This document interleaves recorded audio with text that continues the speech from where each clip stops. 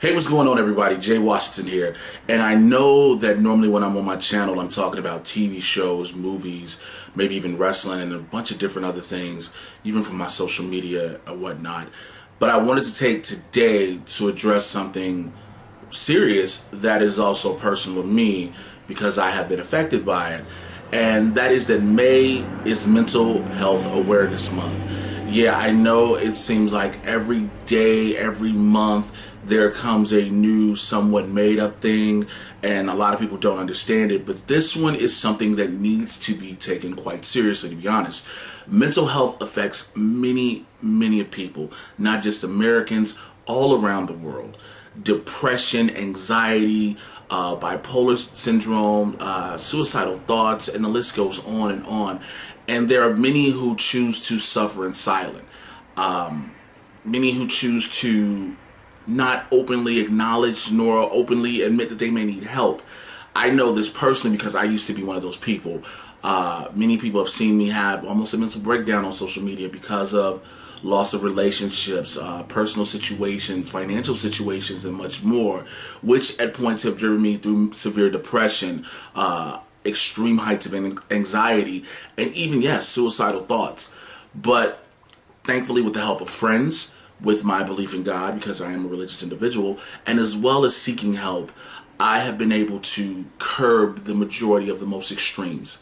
Now, yes, I do still battle with depression. Yes, I still battle with anxiety, but I have personally taken the liberty to get help to deal with those, to combat those, because not only do I need to have my mental health in order for myself and not just my career, but my personal life to be able to function as a normal person, I need to have my mental health clear and focused in a sense, and I need to be able to control those thoughts which tend to weigh me down, and even address those thoughts and not just use medication to suppress them and bypass them. Find out exactly what it is that was troubling me, and that also is the case for many other individuals. One of the things that I've noticed is that it is now, due to celebrities, it has now become less taboo, but it's still taboo for African American men to admit that they battle depression. Now, you may see those in the entertainment industry openly admit it, yes, because they have a platform to.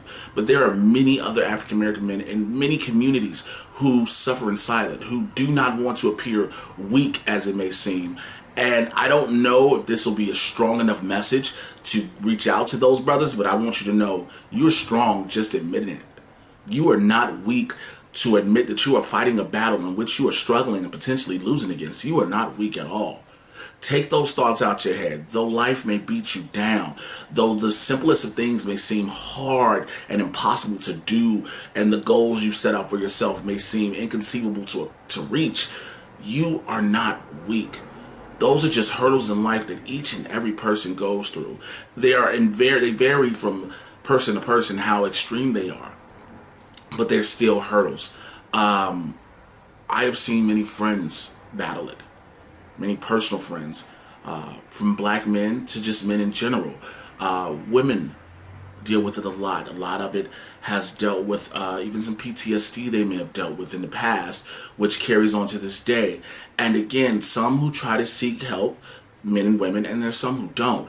I'm here just to say, from my experience and using my platform in a sense, that you're not weak and you can get help and you can get better. There are the resources, there are the tools available for anyone who feels as if they can't handle it anymore. So many people, I personally, to tell you some of my story, I personally walked around for a year and a half with a smile on my face every day when I had to be around people, when I had to do something, because I didn't want to put on the image. I didn't want to portray that everything was wrong with me. I had to have that image that I was just as strong inside as I presented myself to the world on the outside. Physically, I was a dominating presence, but mentally, I felt smaller than a church mouse. And that's for many other people as well. And again, I want this to let it be known that you are not alone. And even if you aren't a sufferer, there are many around you who you may not even realize are dealing with this. It is a slippery slope. I know it goes to this day and age when people are saying things are too PC and you can't say this and you can't say that. But in this situation, you don't know. With this, You don't know where someone's mental state is. You don't know where their mind is. They may be at that breaking point where the thing you say to them pushes them completely over the edge. And this is not just talking to celebrity. This is talking about your mother, your father, your brother, sister, cousin, aunt, uncle, grandparent, friend, or just plain associate. You never know. It is also an awareness to being considerate. Now, there are those, like I said, this may not affect you, but there are those who are crying out and you may not acknowledge it. There are many ways you can find out the steps and signs to see if someone you know is battling it. Now, you don't want to be pushy. You don't want to be aggressive behind it. But you do want to let that person know you are there for them. You care. You can be that conduit to help them find out what they should do next to get themselves better if they choose to. Even though this is a serious situation, the people who are affected and who are suffering have to choose to be better. So those who are not suffering, who see those people, we have to choose to be understanding. There are many resources available. For some of the resources, if you want to have them, please go to mentalhealthamerica.net. Again, that is www.mentalhealthamerica.net, and they have a litany of resources for you available. And if you are the individual who is suffering, if you are the one who feel that you can't take anymore, please seek help immediately. Please call 1-800-273-TALK. That's 1-800-273-8255. You can reach a 24-hour crisis center. That means it doesn't matter if it's 11 p.m. at night, 11 in the morning, 5 in the morning, 2 in the morning, 2 in the afternoon. You can talk to somebody who can help get you on the right path, who can take you down that pattern. You can also text MHA to 741-741. That's MHA as in mental health awareness to 741-741.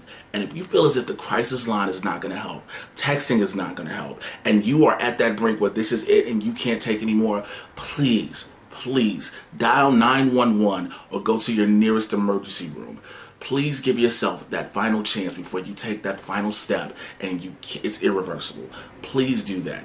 Again, website to go is mentalhealthamerica.net. Even if you're not in America, there are other outlets you can find. Mental Health America will help connect you to other outlets in your region of the world. Please do not fight this battle alone. Do not think you have to fight this battle alone. Please know that there are people out there who believe in you and you may not even know it. There are people out there who may care about you and you may not even know them. But know that someone cares enough to want you to be better than the situation you are now. So not want you to suffer with what you're suffering through alone. So please take the time, if you are a sufferer or an acquaintance of a sufferer, get the knowledge, the understanding, and just be able to help, whether it's helping others or helping yourself. I just wanted to drop this off for you guys. I've been Jay Washington. Thank you for your time.